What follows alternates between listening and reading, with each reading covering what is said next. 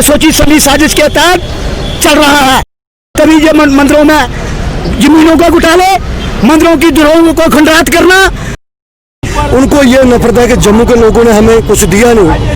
महाराजा हरि सिंह के वंशज हुए ना, हमें सत्ता का सुख नहीं दिया। जब भी सुख लिया उन्होंने तो पैसे देकर कहते हैं हमने एमएलसी पद लेते हैं। पैसा खाते हैं ट्रस्ट वाले, पैसा सब ट्रस्ट में जमा होता है। नमस्कार, जम्मू संवाद में आपका स्वागत है। मैं हूं ललित खजूरिया। यहाँ पर धर्मा ट्रस्ट लेकर यहाँ पे प्रदर्शन किया जा रहा है। पिछले 51 दिनों से ये प्रदर्शन किया जा रहा है और प्रशासन जो है वो अभी सोया हुआ, गहरी नींद सोया हुआ है।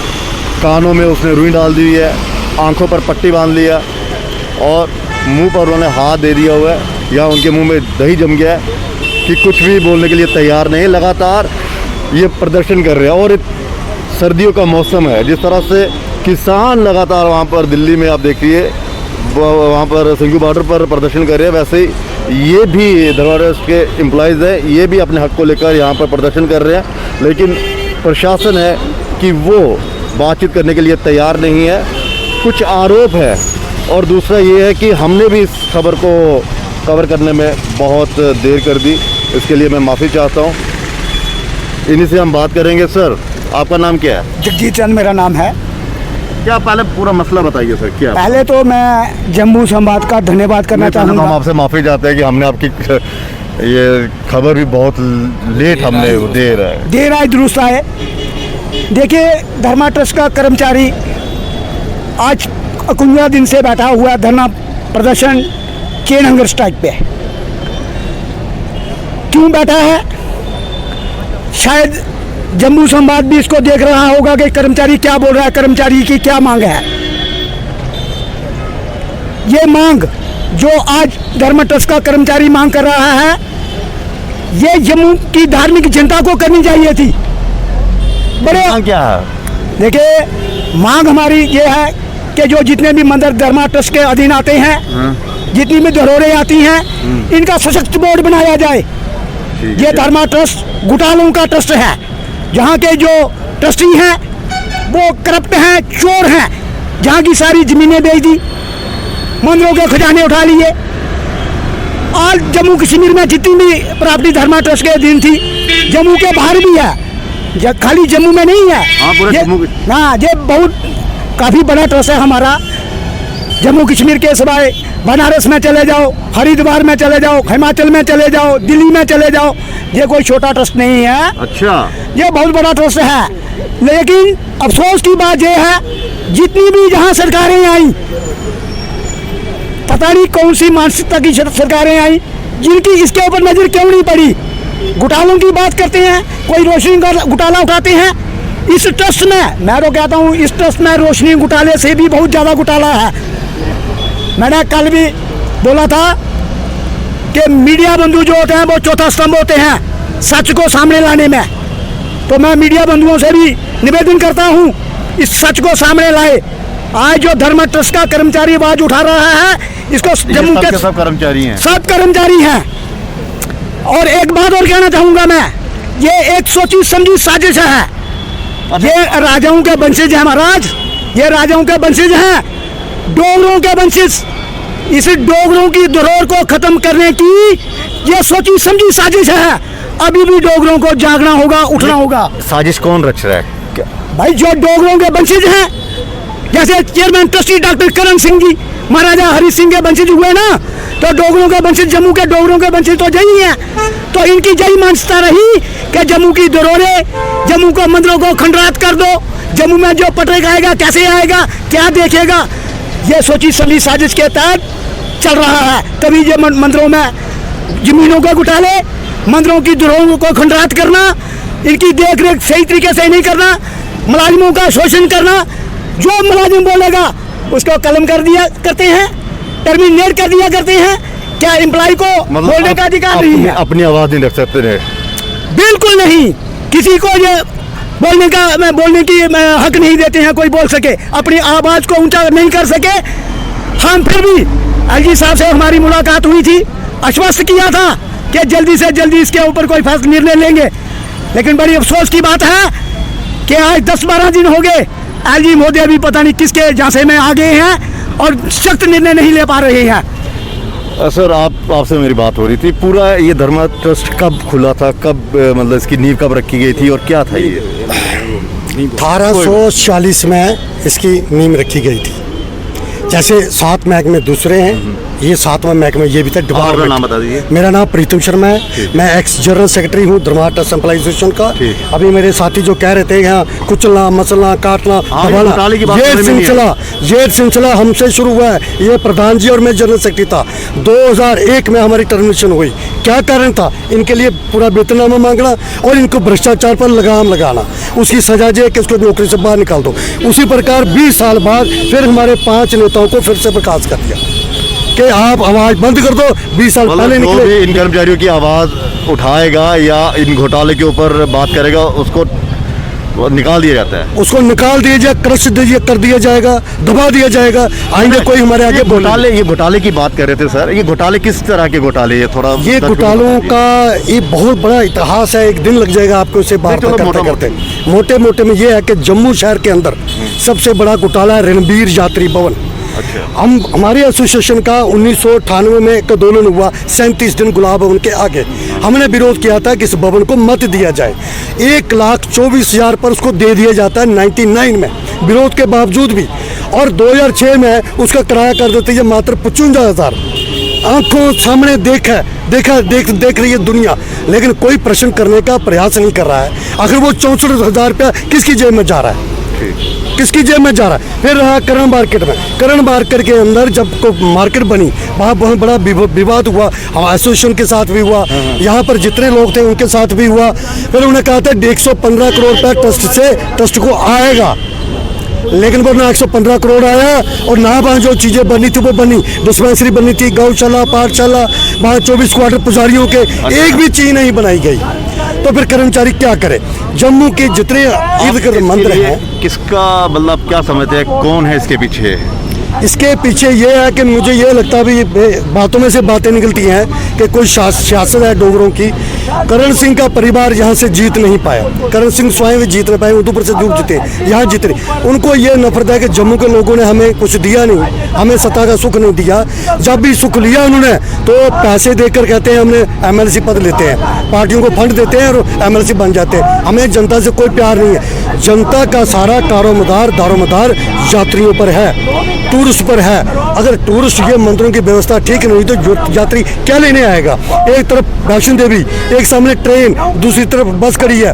ट्रेन छोड़ेगा, बस में बैठेगा, क्यों बैठेगा? कि उसको अच्छा कोई दिखना चाहिए, उसकी आस्था, उसकी पब्लिसिटी ऐसी होनी चाहिए मंदिरों की। लेकिन ऐसा नहीं। हमारा वैसे भी मंदिरों का शहर गिना जाता है। बिल्कुल, टेम्पल ऑफ सिटी से जाना जाता है, लेकिन आज टेम्पल सुरक्षित नहीं है। टेम्पल के कर्मचारी जो सुरक्षित नहीं है, वहाँ की व्यवस्था बिल्कुल चरमरा चुकी है। इसलिए एक कुंजा दिन से ये विरोध प्रदर्शन चल रहा है और इसके ऊपर निरंतर जारी हमारा संघर्ष कर रहे हैं। और एक संकल्प लिया है, जब तक इन परिवारों से ये मुक्त नहीं होगा तब तक हम ये दोनों रुकने वाला नहीं है, इसके आगे भी जाएंगे। मैं एक अपने एक सहयोगी हमारे दीपक और दावा दूंगा कि जब से ये आंदोलन शुरू हुआ है ये उसको कवर करते आ रहे हैं और इन्हीं से हम थोड़ी समझने की कोशिश करें, क्योंकि आरोप लगते आ रहे हैं ना कि यहाँ पे ये सब के सब शरारती तत्व हैं, कि ये अपने फायदे के लिए सब कुछ है। दीपक, आप भी पिछले 50 दिन से आप ही स्टोरी तो पहले तो दावा देनी पड़ेगी, आपने इस मुद्दे को उठाया नहीं, ये मतलब कितने? देखिए ये आस्था से जुड़ा हुआ मसला है और हमारी डोगराओं के धरोहरों से जुड़ा हुआ मसला है। तो हमें लगता है ये हम सब का दायित्व है कि हम उठाएं। तो कितने शरारती तत्व आपको मिल गए इस मंदिर में? देखिए हम कहते हैं ये शरारती तत्व है। नहीं, देखिए ज़्यादातर तो हम इनके साथ नहीं रहते हैं। अब कौन किन से मिल रहा है वो तो हम नहीं जानते, लेकिन फिर भी हमने आंदोलन को कवर किया ना। लेकिन परसों हम कौन कहाँ पर प्रदर्शन कर रहे थे? तभी पे ये प्रदर्शन कर रहे थे महाराजा हरि सिंह। वहाँ पर एक खालसा न्यूज़ की जो पत्रकार है वो कवर कर रहे थे। मैं अचानक वहाँ पे पहुँचा तो एक कोई बंदा था वहाँ खड़ा होके, वो मैडम को कोई अपशब्द बोल रहा था और वो उनको ही बोल रहा था। ऐसा लग रहा था कि वो शायद दारू पी है उसने, कौन है। अचानक से कोई बंदा, और फिर वहाँ लड़ाई झगड़ा होने लगा तो मुझे ही छुड़ाना पड़ा। मैंने कहा यार इस प्रदर्शन को रोकने के लिए तो प्रयास हो सकता है। अब हम ये नहीं जानते, लेकिन वो व्यक्ति कौन था, वो अजीब, उसकी मानसिकता भी अजीब। वो कह रहा था कि मैं मोदी के साथ काम करता हूँ, इस तरह के शब्द बोल रहा था। हमने पूछा, मैं मैं इसलिए कह रहा हूँ कि आप पिछले कई दिनों से ये प्रदर्शन कवर कर रहे हैं। जी, कोई शरारती आपको लग रहा है कि ये सब शरारत है किसी की, इस प्रदर्शन के पीछे कोई पॉलिटिकल बैकअप है? नहीं, मैंने दोनों पक्षों को सुना है और ये जो कह रहे हैं कि इसमें सीबीआई जांच होनी चाहिए, ज़मीनें बेची गई हैं, और अगर ये सच बोल रहे हैं, क्योंकि मैंने दूसरे पक्ष को भी कहा अगर ये लोग झूठ बोल रहे हैं तो आप इनके ऊपर लीगल एक्शन लें। आपके पास बहुत सारे दायरे हैं, आप लीगल एक्शन ले सकते हैं, पर वो नहीं ले रहे हैं, इसका मतलब कहीं ना कहीं दाल में कुछ काला है, और बोल नहीं रहे तो ये भी एक बड़ी परेशानी है कि हाँ कुछ ना कुछ गड़बड़ है। क्योंकि मुझे ये जानना बहुत जरूरी था। ये हमने दीपक जी से इसलिए बात की क्योंकि काफ़ी दिनों से ये इसको कवर कर रहे हैं, और जिस तरह से कहा जा रहा है कि शरारती तत्व अब आप पर इल्ज़ाम लग रहे हैं, मिले हुए हैं आप सबके सब। देखिए, इल्जाम लग रहे हैं कि हम शरारती तत्व हैं, हम शरारती तत्व हैं। अब बहकावे में आगे जो सच बोलेगा, सच की आवाज को उठाएगा, तो चोरों को तो बस ही लगेगा ना, शरारती लगेगा, क्योंकि इनके खिलाफ मैंने आपसे पहले बोला कि ये महाराजा हरि सिंह के वंशज हैं, उनके खिलाफ कौन बोलना चाहेगा? तभी तो जम्मू की जनता अभी चुप है। जम्मू की जनता को थोड़े इकट्ठे हो जाओ ना फिर, तो ताकि, क्योंकि बिखरा बिखरा सा लग रहा, तो फिर ऐसा लग नहीं रहा कि ये प्रदर्शन थोड़े इकट्ठे हो जाओ ताकि पब्लिक को पता चले क्या परेशानी है, कि सबके सब एक है। ललित जी, जम्मू में डोगरों के ठेकेदार आपने सुना है ना, डोगरों के भी ठेकेदार हैं, उनको ये समझ नहीं आ रहा है, वो बोलने की हिम्मत नहीं रखते हैं कि राजाओं के वंशज हैं, इनके खिलाफ में क्या बोलेंगे। इल्ज़ाम तो ये लगता आ रहा है कि जो यहाँ पे पंडित हैं उन पर भी इल्ज़ाम लगता है कि वो जो यात्री आता है, जो श्रद्धालु आता है, उसको मजबूर करते हैं। अगर ज़्यादा पैसे नहीं दिए तो पूजा नहीं करने देते, दर्शन नहीं करवाते, जो भी है। हाँ, वही मैं कह रहा हूँ ना, वो मैं रघुनाथ मंदिर में पंडित हूँ, लोगों को बताना बहुत जरूरी है क्योंकि मैं रघुनाथ लगते आ रहे हैं। मेरा नाम पंडित रामपाल है। हाँ। मैं रघुनाथ मंदिर में पंडित हूँ। हाँ। देखो, ये पहले प्रथा नहीं थी वहाँ पे। सबसे पहले जितना भी चढ़ावा होता था पुजारी लेते थे। उसके बाद हमने अपने चढ़ावे से ट्रस्ट को दिया। अच्छा। वो हमें 20% देते थे। अच्छा। उसके बाद हमने कहा भाई आप 20% भी रख लो। हमने 20% भी त्याग दिया, भाई जो मुलाजिम है इनको आप तनख्वाह दे दो, हमें कोई कुछ नहीं चाहिए। उसके बाद इन्होंने क्या किया, चढ़ावा बंद कर दिया, 20% बंद कर दिया, लेकिन दिया कुछ नहीं। अच्छा। जो बंदे हुए थे बूढ़े हो गए, उनको निकाल दिया। पहले पंडितों को निकालते भी नहीं थे। अच्छा। पंडित मर जाता था अपनी मर्जी से छोड़ पाप भी लगता है, पाप भी लगता है। नहीं छोड़, बाकी ये गवर्नमेंट का डिपार्टमेंट था, 1972 तक पेंशन मिलती थी यहाँ पर। तो वहाँ पर जाके क्या हुआ, इन्होंने सिस्टम बनाया कि पैसा कैसे आए, पैसे के लिए पुजारी लगाए वहाँ पर ठेकेदार रखे। आप फिल्मों में देखते हैं ना, जैसे गुंडे होते हैं, उन्हें मांगने वाले रखे होते हैं।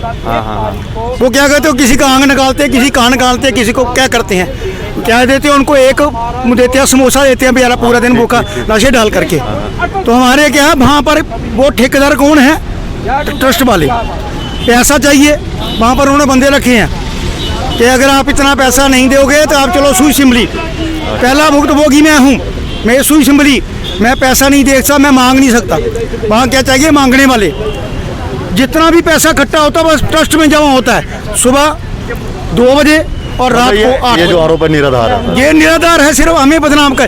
पैसा खाते हैं ट्रस्ट वाले, पैसा सब ट्रस्ट में जमा होता है, वो मैनेजमेंट लेती है।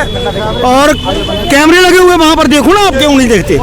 क्या कहेंगे आप? मैं ये कहना चाहता हूँ, मैं करनैल चंद हूँ, एक्स प्रेसिडेंट धर्मार्थ ट्रस्ट एम्प्लॉई एसोसिएशन और फाउंडर ऑफ दिस यूनियन। मैं ये कहना चाहता हूँ, ये जो 2 मिनट यार, चेयरमैन ट्रस्टी और ट्रस्टी, चेयरमैन ट्रस्टी और ट्रस्टी जो है, ये कोई जम्मू वालों के लिए साथ बदला ले रहे हैं, जम्मू को बर्बाद करने का, हमारे धार्मिक संस्कृति को बर्बाद करने का। धार्मिक जो जनता है वो परेशान है इनके कारनामे देखकर। 1986 में जगमोहन जी एक ऐसे गवर्नर आए जिन्होंने इनके गले में हाथ डाला और माता वैष्णो देवी को आजाद कराया, वहां बोर्ड बनाया और वहां पारदर्शिता आई, वहां पारदर्शिता आई। आज वहां विकास हुआ, लेकिन इन ट्रस्टियों ने बजाय वहां से कुछ सीखना कि ये सीख लेते कि कोई मिसमैनेजमेंट है, इसलिए हमारे हाथों से ये चला गया, बाबा अमरनाथ भी चला गया। इन्होंने एक माइंड बना लिया, ये डर गए, दरअसल से डर गए कि कहीं ये हिस्सा भी ना चला जाए, और इन्होंने धीरे धीरे मंदिरों के खजाने उठाना शुरू किए, मंदिरों की जमीनें बेचना शुरू कर दी। इनको यही चिंता थी कि कहीं इसका भी बोर्ड ना मार जाए, और उसी नीति के तहत इन्होंने मंदिरों की जमीनें जो गैर हिंदुओं को बेची। अच्छा, आप क्या चाहते हैं कि श्राइन बोर्ड में बिल्कुल इसका बोर्ड बने? चाहे महाराजा गुलाब सिंह ने ये हिंदुओं के प्रचार प्रसार के लिए, हिंदुओं के धर्म के प्रचार प्रसार के लिए महकमा बनाया था, धर्म और अर्थ से बने दो शब्द से, धर्मार्थ, धर्मार्थ डिपार्टमेंट था, it was not a trust, ये डिपार्टमेंट था और ये सरकारी महकमा था। ये महाराजा गुलाब सिंह ने एक सरकारी महकमा बनाया था और बाकायदा मुलाजिम पेंशन लेते थे। 72 में कर्मचारियों की पेंशन बंद कर दी, और 1994 में डॉक्टर करण सिंह ने बहुत बड़ा फ्रॉड किया, धर्मार्थ ट्रस्ट की डीड चेंज कर दी और अपने पुत्रों को ट्रस्टी बना दिया। अब अपने पोतरों को ट्रस्टी बना रहे हैं, मतलब परिवारवाद। परिवारवाद हमारा यही नारा है, यही मांग है। हम परिवारवाद, वंश मुक्त और भ्रष्टाचार मुक्त ट्रस्ट चाहते हैं। लेकिन आरोप ये लग रहा है कि पहले आप खामोश रहे, पहले क्यों नहीं बोले आप? ऐसा नहीं है, मैं क्लियर कर देना चाहता हूँ कि 93 में 90 से आवाज है हमारी, 93 में हमने जो यूनियन बनाई थी। अच्छा। और इन्होंने उसको क्रश करने के लिए, यूनियन खत्म करने के लिए हाई कोर्ट में केस डाल दिया कि जहाँ यूनियन नहीं होनी चाहिए। सरकार जिसने रजिस्ट्रार ट्रेड यूनियन, उसके ऊपर इन्होंने केस डाला, रिट की कि ये जो रजिस्ट्रेशन है वो गलत है, हम मंदिर चलाते हैं जहाँ यूनियन नहीं होनी चाहिए। दोबिया साहब ने 8 साल के बाद फैसला दिया कि ये यूनियन वैलिड है, इनको अधिकार है। उसके बाद हमने फिर 97-98 में आवाज उठाई, जब यात्री भवन इन्होंने ठेके पर दिए, उसकी 3 लाख रुपए महीने की ऑफर थी। कर्मचारियों ने भी बोला, डॉक्टर करण सिंह ने मेरे को दिल्ली बुलाया, चिड़क्केपुरी में हमें बुलाया, हमारे साथ बात हुई, हमें कई लालच दिए गए कि हम करण नगर में जमीन दे देते हैं 5 मरले, मैं आपको MLA बनाऊंगा, मैं इतने पैसे दे दूंगा कि तुम घर बैठे ले लोगे।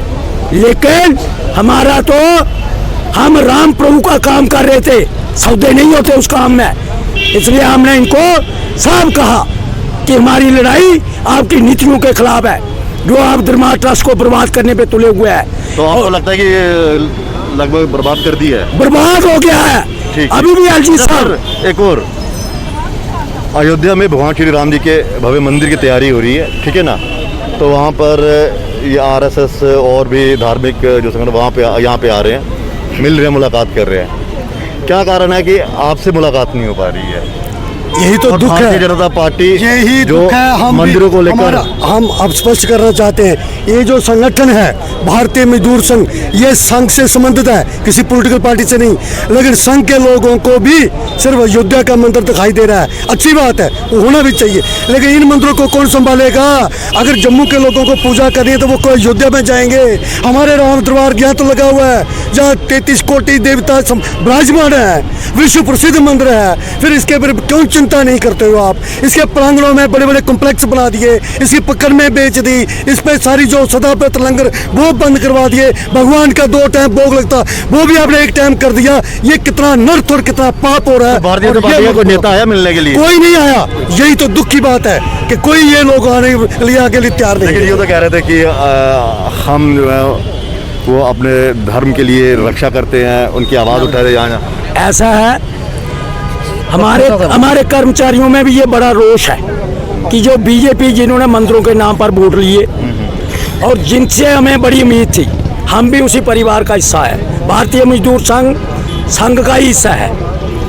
लेकिन भारतीय जनता पार्टी जब वोट आते हैं, वोटों की बात आती है तो वोट लेने के लिए मंदिरों के नाम पर वोट लेते हैं। तो इन मंदिरों के लिए कौन बोलेगा, यही इनके ऊपर मैं थोड़ा सा एक गाना लिखा है। अच्छा। वो मैं बताना चाहता हूँ, जब बोलते नहीं मैं वो बताना चाहता हूँ। ओ मोदी जी बेदी दे बिच बोल दे नी तोते, तुझ बोल दे क्यों नहीं। ओ मोदी जी साढ़े मंदिरां दे होंदे ने ठेके, ते तुझ बोल दे क्यों नहीं। ओ मोदी जी तुसी ते कोलो खड़ोते, ते तुझ बोल दे क्यों नहीं। मोदी जी पापी दे मार देनी ठाठा, ते धर्मी चम चम रोए।